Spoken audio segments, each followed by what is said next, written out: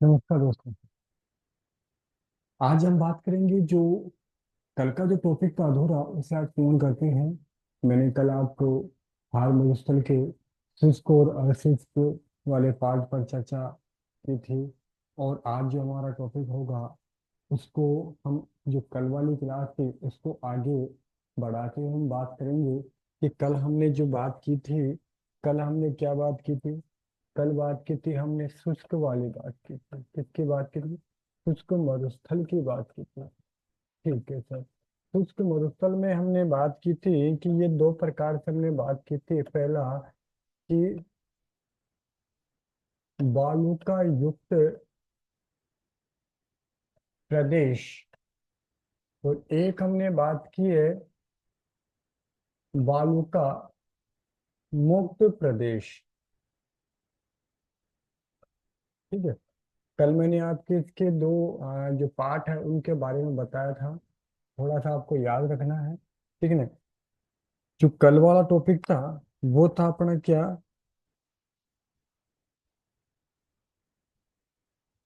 बालुका युक्त प्रदेश। बालुका युक्त प्रदेश, और बालुका युक्त का मतलब होता है जहाँ बालू के टीले पाए जाते हैं। वो टीले बहुत सारे प्रकार के थे जिनमें हमने कुछ पे हमने चर्चा कर ली थी। जैसे कि हमने कल जो हमने बात की थी किस पर की थी?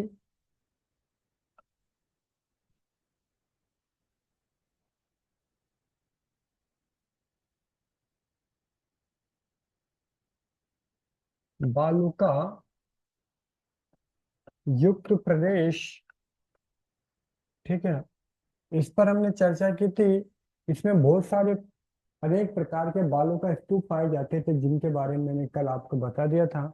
और उनमें से हमने कुछ पर बात की थी, जैसे कि बरखान के ऊपर बात कर ली थी। बरखान अनुदैर्ध्य,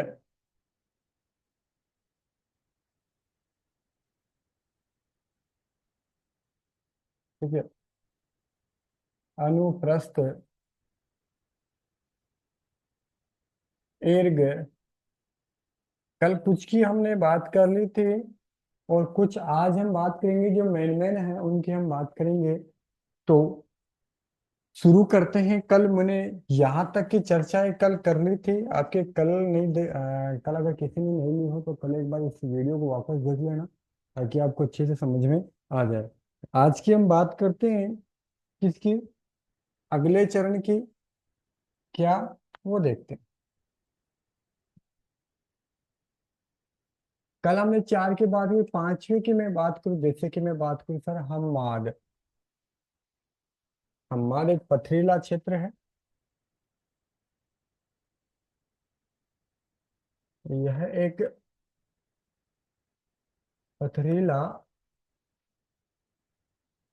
क्षेत्र है। ठीक है, पहली बात। और यहाँ पे आपको याद हो तो यहाँ पे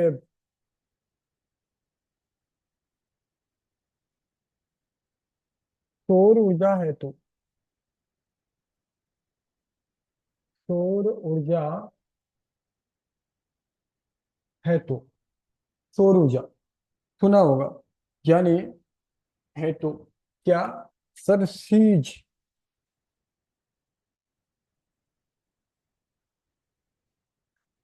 सर सीज क्या है? सीज का मतलब है सोलर एनर्जी।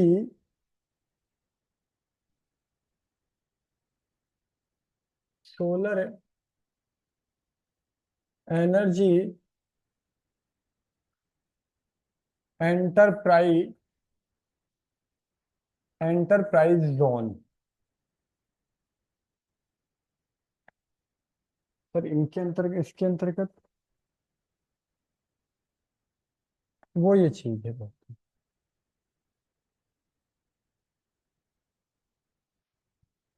इसका विस्तार 3 जिलों में है। इधर आपके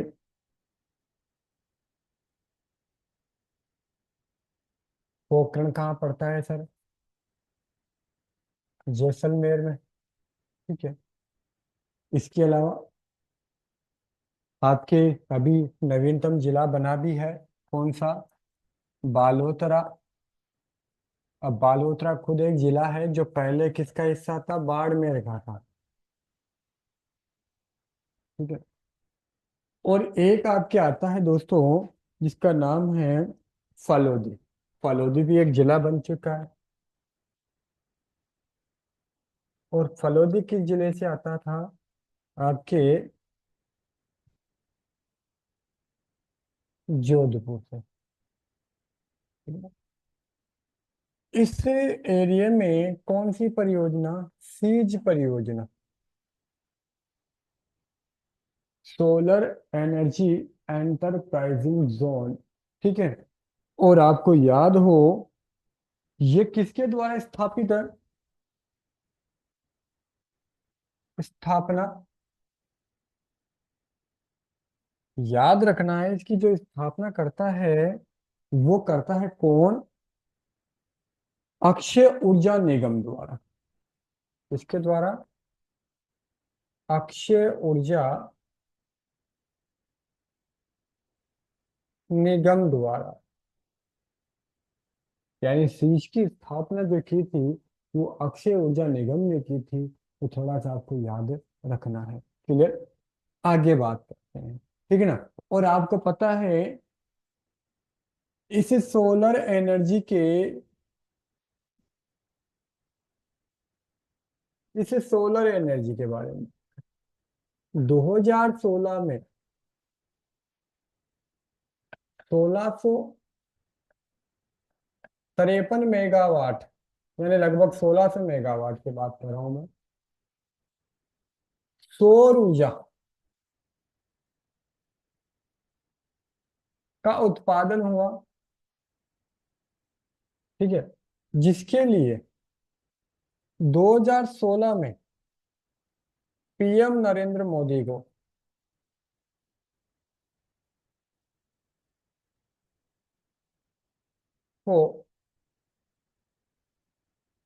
यूएनओ द्वारा सम्मान,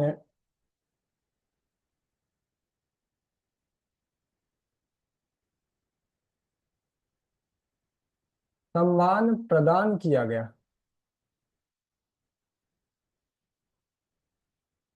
ठीक है दोस्तों। तो थोड़ा सा ध्यान रखना है हम्माद के बारे में। और हम्माद जो है एक पथरीला भाग है जो संपूर्ण राजस्थान, जो यह है, ये जो मरुस्थल है हम्माद, इसके बारे में ध्यान रखना। इसका, हम्माद का संपूर्ण क्षेत्र,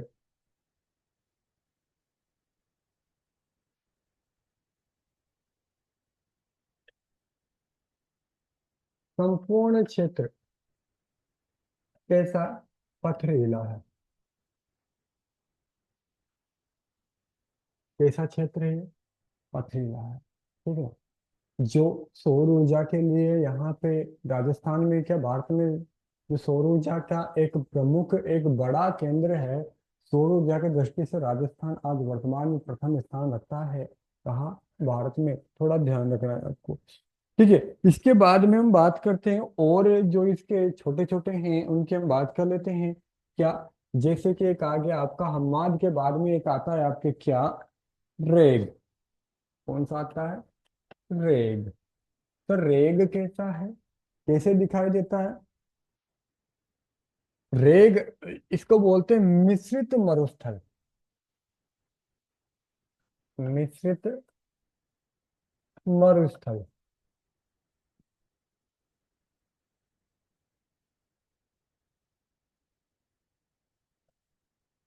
मतलब सर मिश्रित में यह पथरीला एवं, इसमें दोनों ही चीजें पाई जाती है, पथरीला एवं रेतीला भाग है ये।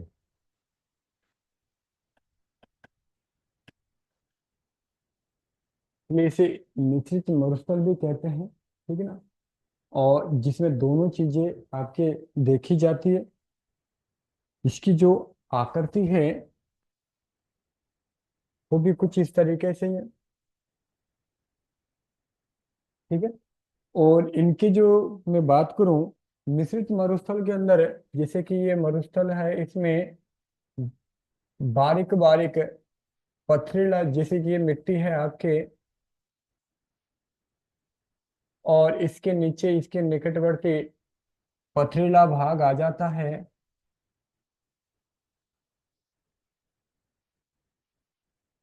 कुछ इस तरीके से, ठीक है। ये क्या है?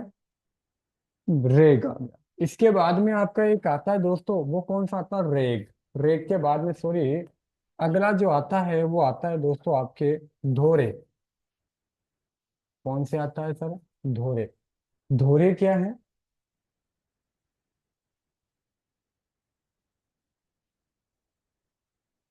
रेत के,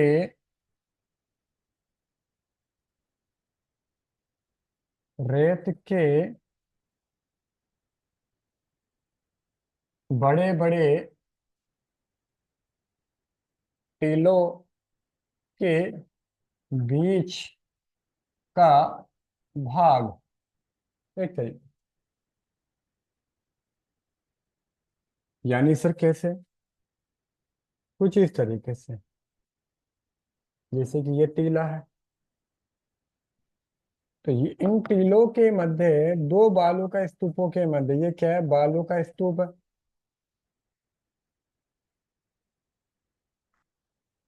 और एक बालू का स्तूप ये है।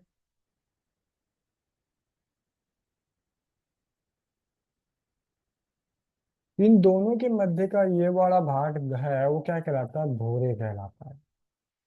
ठीक है ना? इसके बाद में आपके आता है धरियन। कौन सा आता है? धरियन। आगे देखते हैं।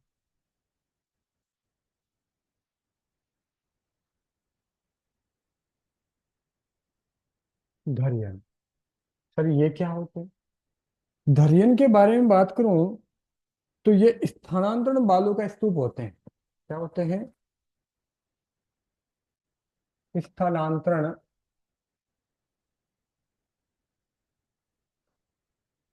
बालू का स्तूप होते हैं।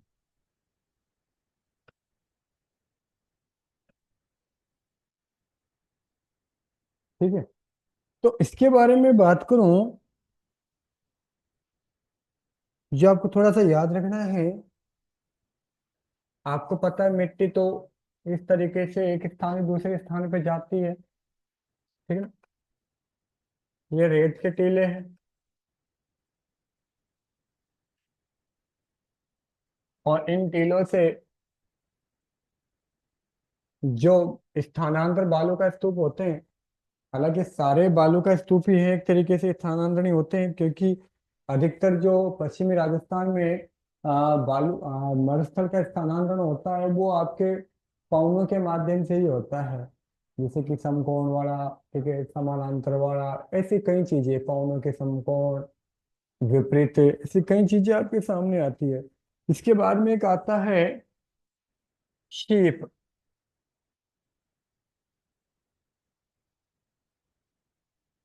सर शीप क्या है? ये जीभ की आकृति का होता है। कैसा होता है? जीभ, जो अपने मुंह में है उसकी बात कर रहा हूँ। जीभ की आकृति के समान। किसके समान है? जीभ की आकृति के समान ये होता है बेटा। इसके बाद में आता है आपका कौन सा? मरहो। सर मरहो क्या होता है? मरवो बालू का स्तूपों की कतार के मध्य क्या होता है? बालू का स्तूपों की कतार के मध्य, कतार के मध्य निचली भूमि,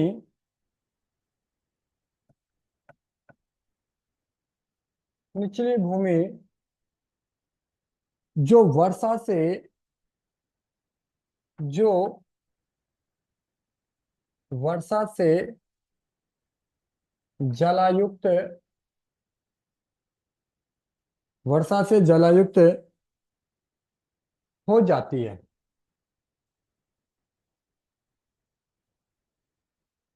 किससे हो जाती है? बारिश के जो जल से ये हाइट हो जाती है, कतार नुमा हो जाता है। जो कतार नुमा बालू का स्तूप है, उनके मध्य वाले भाग की बात कर रहा हूँ। ठीक है। इसके बाद में मैंने आपको बताया था पैराबोलिक। ये एग्जाम में आ चुका। पैराबोलिक बालू का स्तूप, जो इंपॉर्टेंट आपकी भाई। कैसा ये सर? महिलाओं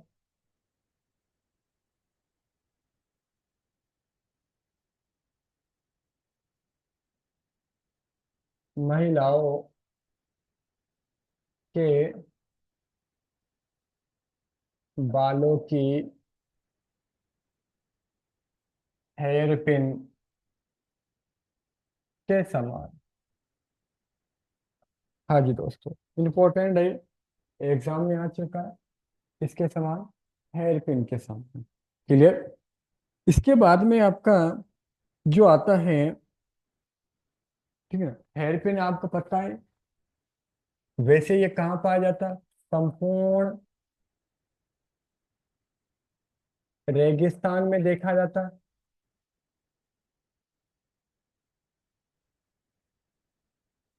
किस तरीके की हेयर पिन होती है आपने देखी होगी?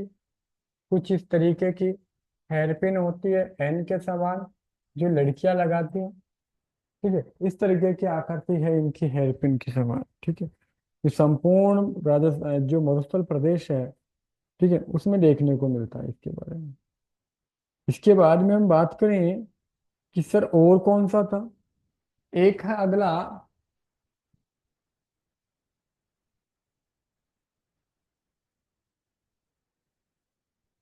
अगला है आपका तारांकित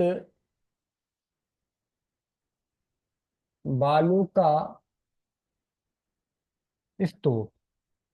तारांकित बालू का स्तूप।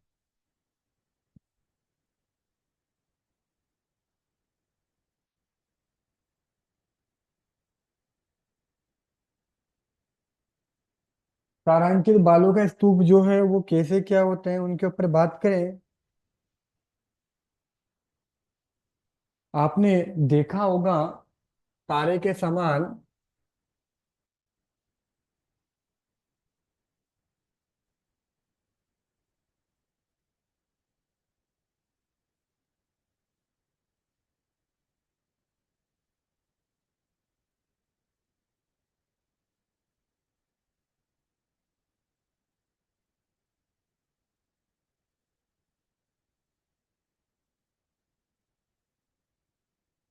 कुछ इस आकार में तारांकित बालू का स्तूप होते हैं। कुछ इस आकार में ही होते हैं।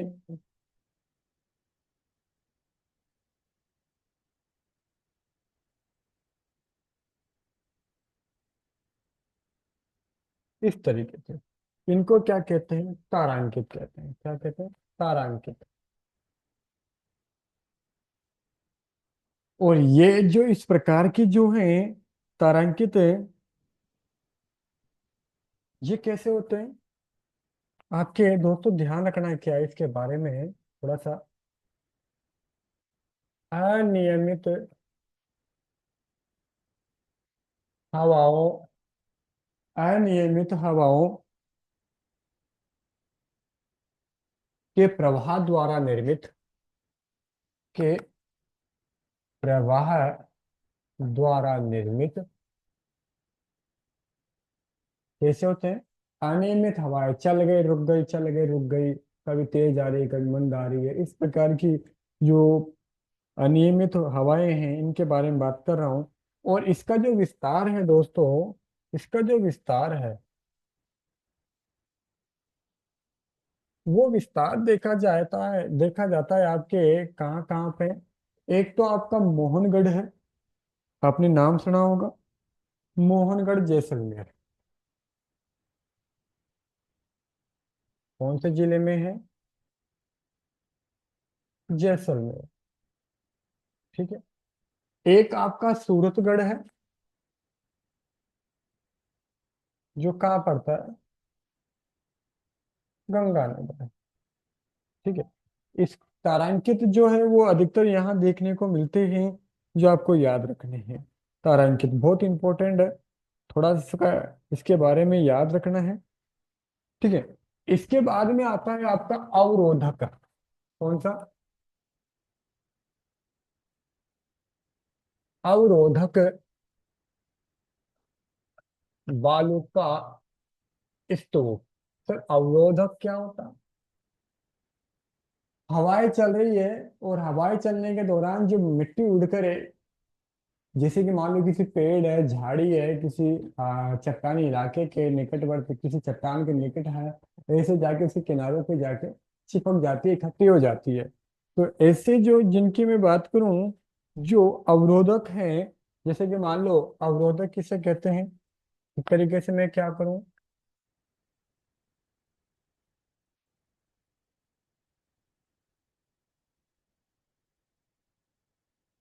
तेज हवाओं के अनुरूप जब रेतीली मिट्टी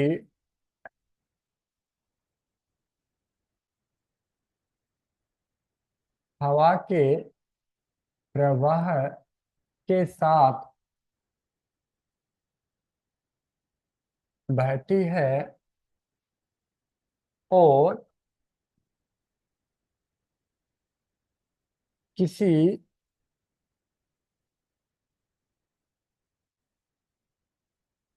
अवरोध के कारण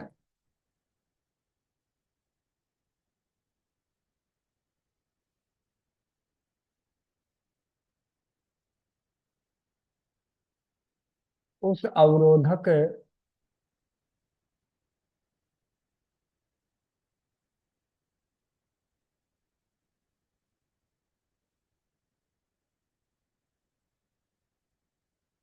के समीप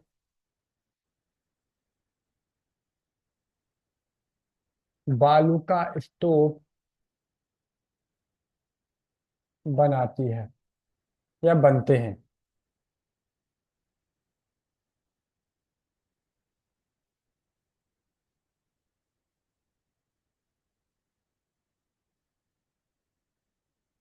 बनते हैं पर कैसे? देखो, मान लो कोई पेड़ है या कोई झाड़ी है। जैसे कि मान लो ये पेड़ है, या मैं बोलूं एक झाड़ी है।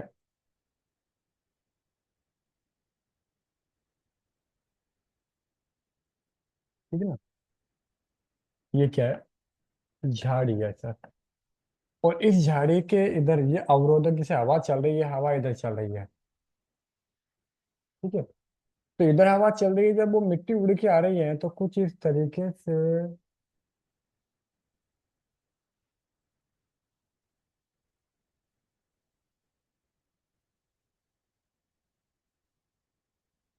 कुछ इस तरीके से अवरोधक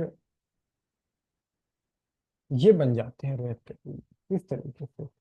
क्योंकि ये जैसे झाड़ी है, झाड़ी के निकट जैसे देखना, झाड़ी के जड़ के निकट यानी धरातल पे या पेड़ हो, झाड़ी हो, कोई दीवार हो, ठीक है ना, तो उसके निकट देखना, उसके निकट इस तरीके से लहरदार आपको छोटे छोटे बालू का स्तूप देखने को मिलते हैं। तो थोड़ा सा ये भी आपको याद रखना है। सर इसके अलावा और क्या है? बिल्कुल। और मैं बात करूं,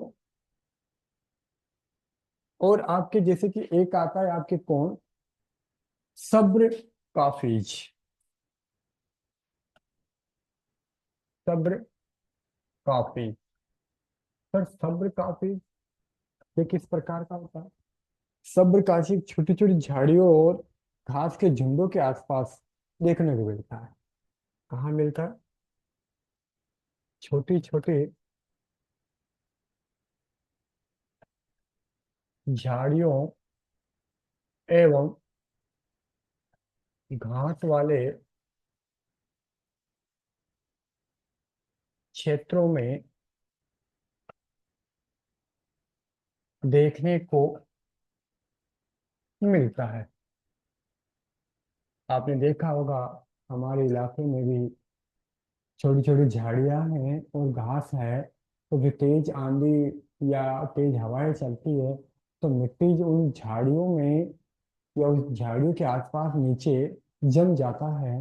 तो वहां जमने पर देखना किस प्रकार की आकृति बनती है, उसके बारे में आपको याद रखना है। ठीक है, इसके बारे में आगे हम बात करें, जैसे कि नेटवर्क बालू का स्तूप अगला कौन सा है? नेटवर्क बालू का स्तूप।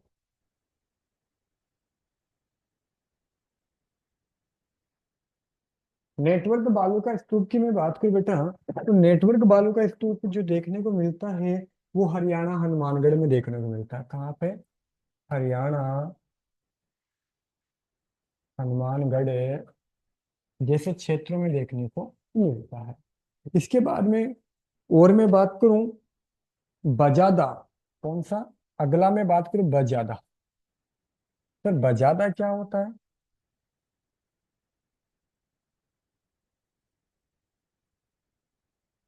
सर बजादा की मैं बात करूं तो बजादा जो पर्वत होता है, पर्वतीय क्षेत्र होते हैं जहाँ पर्वतीय जल समाप्त हो जाता है, वहां देखने को मिलता है।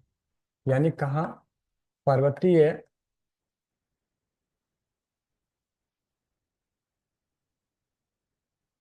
पर्वतीय क्षेत्रों में जहाँ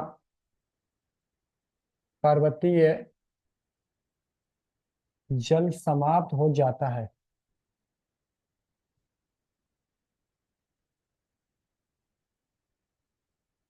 वहां देखने को ये मिलता है। वहां देखने को मिलता है। देखो दोस्तों, बहुत सारे हैं जितने मैं बात करूं। इसके अलावा जैसे कि मैं बात करूं लिटिल रन, ये प्रश्न आ चुका है। हाँ जी दोस्तों, इम्पोर्टेंट भी है। कौन सा? Little run.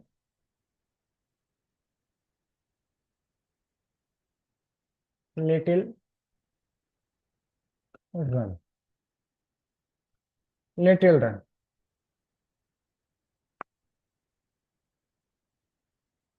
Sir little run ये कहाँ देखने को मिलता है? ये देखने को मिलता है, आपने नाम सुना होगा कहाँ? कच्छ का रण। ठीक है, कच्छ का रण कहाँ पड़ता है सर? गुजरात। ठीक है, जैसे कि मैं बात करूं, यह आपका राजस्थान है। ठीक है, और राजस्थान में ये वाला भाग अंतरराष्ट्रीय सीमा है।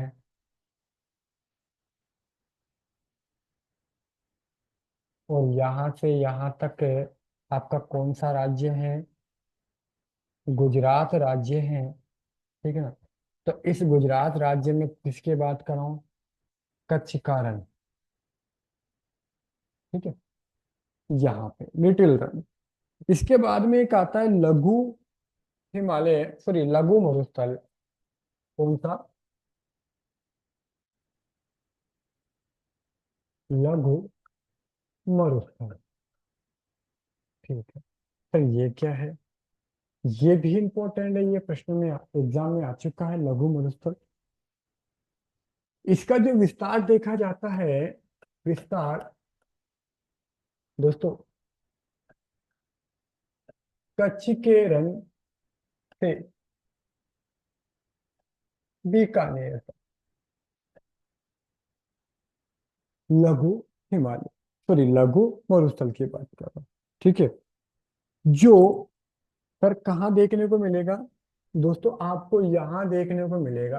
जैसे कि ये आपका भाग है, मैं बात करूँ यहाँ आपका, सपोज लो कच्छ से शुरू हो गया, कच्छ का रण गुजरात, तो इसकी जो सीमावर्ती है,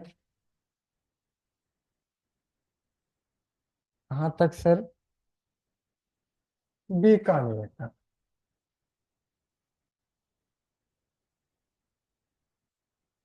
यानी मैं बात कर रहा था किसकी सर? ये वाला एरिया। ठीक है, कौन सा एरिया? ये वाला एरिया। कुछ इस तरीके से ये लघु जो आपका मरुस्थल है, इस तरीके से फैला हुआ है, जो थोड़ा सा आपको याद रखना है। सर इसके बाद में एक और आता है, कौन सा? महान मरुस्थल, ये भी इंपॉर्टेंट है। कौन सा? महान मरुस्थल। और महान मरुस्थल की मैं बात करूं, तो इसके विस्तार की मैं बात करूं, तो ये दोस्तों, विस्तार,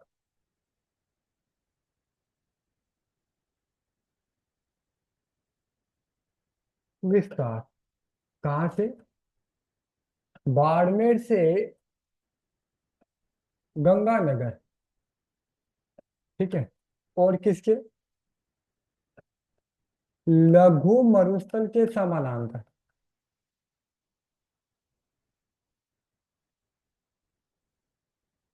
लघु मरुस्थल के समानांतर देखने को ये मिलता है, ठीक है। कौन सा? आपका, कैसे सर? बिल्कुल, कुछ इस तरीके से। यह आपका श्री गंगानगर है, ठीक है। ये आपका बाड़मेर है,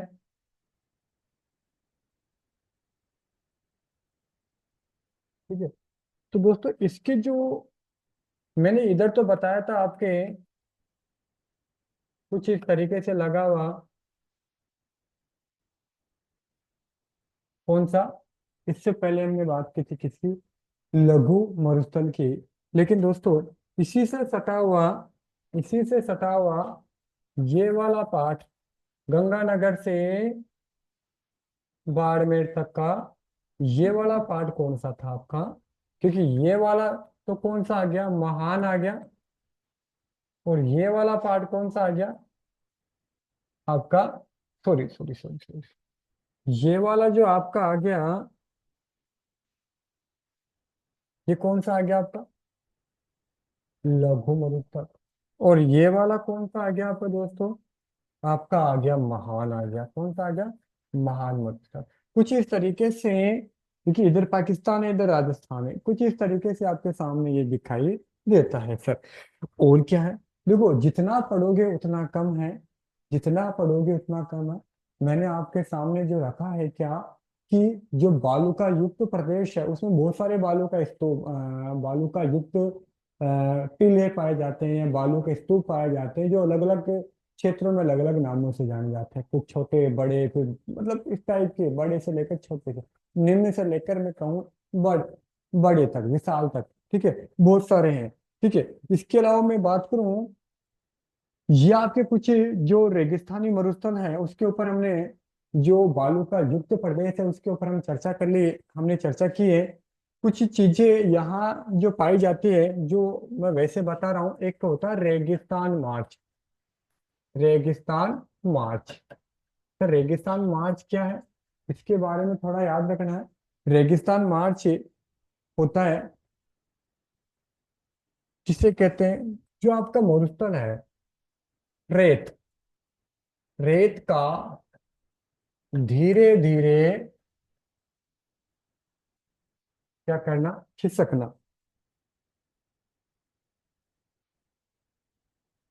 रेत का धीरे धीरे खिसकना रेगिस्तान मार्च कहलाता है, ठीक है ना। और ये सर्वाधिक, यह सर्वाधिक है, मतलब इस तरीके की प्रक्रिया जो सर्वाधिक होती है, वो कहाँ होती है सर? जैसलमेर में होती है। जैसल, कहाँ होती है? जैसलमेर में। और जैसलमेर में कौन सा गांव? नाचना गांव। कौन सा गांव? नाचना गांव, ठीक है। जो आपको याद रखना है, और नाचना गांव किसके लिए? नाचना ऊंटों के लिए प्रसिद्ध है। नाचना ऊंटों के लिए भी प्रसिद्ध है।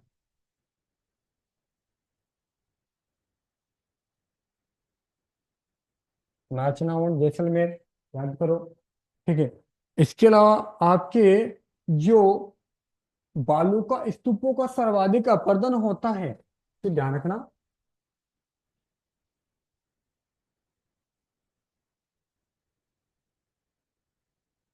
बालू का स्तूपों का सर्वाधिक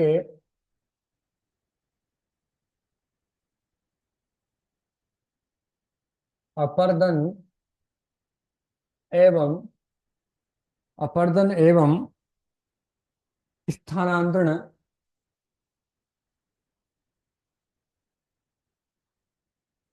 जो देखने को मिलता है वो दोस्तों, यानी अपर्दन और स्थानांतरण का मतलब क्या होता है? मिट्टी का एक स्थान से दूसरे स्थान पर जाना। अब वो जाती कैसे? हवाओं के माध्यम से या जल के माध्यम से, यानी नदी पानी के बहाव के साथ और हवा के बहाव के साथ, इस तरीके से ये आवागमन होता है। जो ये सर्वाधिक होता है वो किस माह में होता है, ये चीज ध्यान रखनी है। सर्वाधिक अपर्दन होता है मार्च।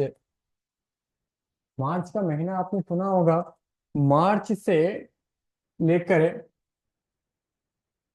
जुलाई तक। कब तक? जुलाई तक। कब तक होता है? जुलाई तक होता है। क्लियर? ये चीज आपको याद रखनी है, ठीक है ना? और अगर मैं बात करूं कि सर्वाधिक बालू का स्तूप, सर्वाधिक बालू का स्तूप कहाँ मिलते हैं, तो वो मिलते हैं कहाँ पे सर? जोधपुर में मिलते हैं। याद रखना, इंपॉर्टेंट बात है। सर्वाधिक बालू का स्तूप कहाँ मिलते हैं? जोधपुर में मिलते हैं। और एक आता है स्थानीय भाषा में, यहाँ पे एक नाम आता है क्या? नेहड़। नेहड़ क्या होता है? नेहड़ जो होता है वो होता है एक पानी जो आता है ना, वाट पानी, पानी के लिए जो बनाए जाते थे उस टाइम पे, ठीक ना?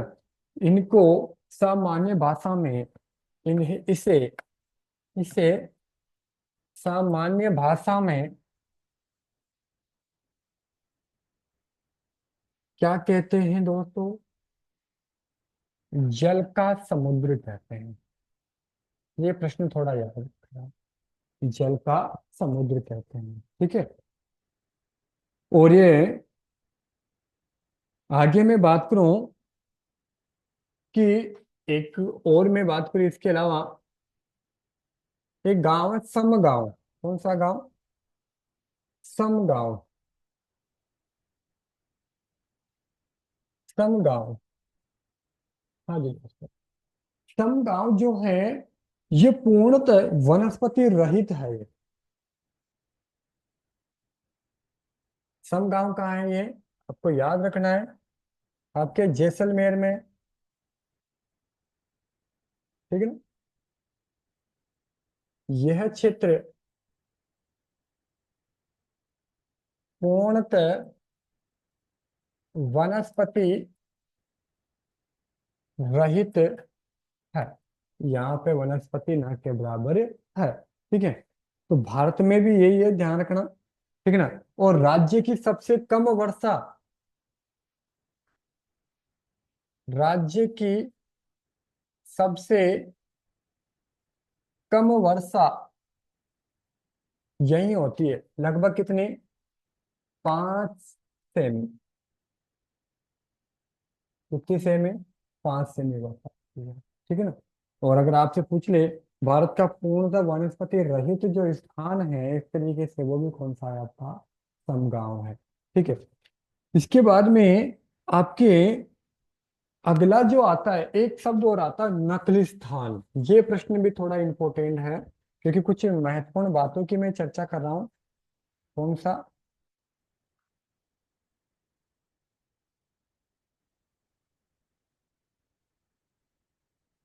नकली स्थान। तो नकली स्थान क्या है ये? ठीक है। नकली स्थान जो है मरुस्थल क्षेत्र में, मैं बोल देता हूँ, सुन लेना। मरुस्थल क्षेत्र में जहां जल बेसिन पाए जाते हैं और उसके चारों ओर हरियाली विकसित हो, उसे नकली स्थान कहते हैं। मतलब मैं कह सकता हूं क्या,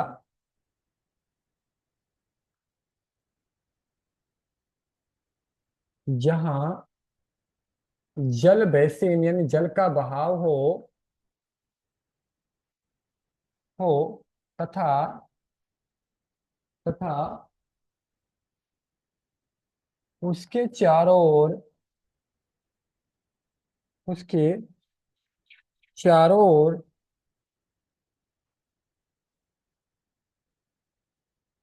हरियाली हो।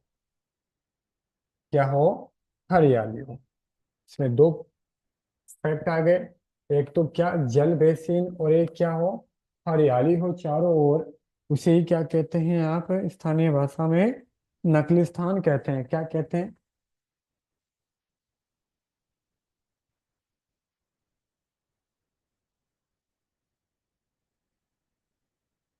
उसे ही नकली स्थान कहते हैं। सर जैसे, जैसे मैं एग्जांपल की बात करूं, चांदन नलकूप। नलकूप, चांदन नलकूप जैसलमेर में मीठे पानी के अवशेष यहाँ पाए जाते हैं। इसके अलावा कोलायत झील।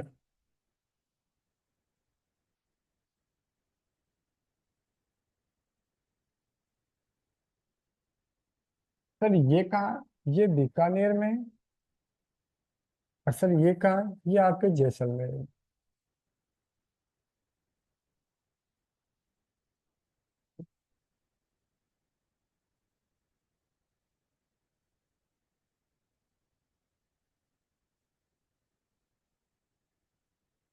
ठीक है दोस्तों, ये जो आपके पानी के जो अवशेष हैं उनके ऊपर हमने चर्चा कर ली है। आगे जो हम बात करेंगे अगली, किसकी? आज जो हमने बात की दोस्तों, बालू का युक्त प्रदेश की बात की, जो लगभग राजस्थान मरुस्थल के जो आपका बालू का युक्त प्रदेश है, उसका लगभग 58.5% यानी 58.5% आपके बालू का युक्त प्रदेश है। ठीक है। इसमें कौन कौन से क्षेत्र आते हैं उनकी हमने बात कर ली। इनमें कौन कौन से क्या मरुस्थल किस प्रकार के पाए जाते हैं उनकी हमने बात कर ली। जो अगली क्लास होगी उसमें हम बात करेंगे बालू का मुक्त प्रदेश की। किसकी बात करेंगे? बालू का मुक्त प्रदेश की, जो हम अगली क्लास में बात करेंगे। ठीक है ना? और अगली क्लास में ही हम बात करेंगे किसकी? आपके अर्ध शुष्क जो प्रदेश है उसकी भी चर्चा करेंगे। दोस्तों, आप अच्छे से पढ़ो और ढंग से अपने नोट्स बनाओ ताकि आपको बेनिफिट मिले। तो अगली क्लास में मिलते हैं। थैंक यू, धन्यवाद।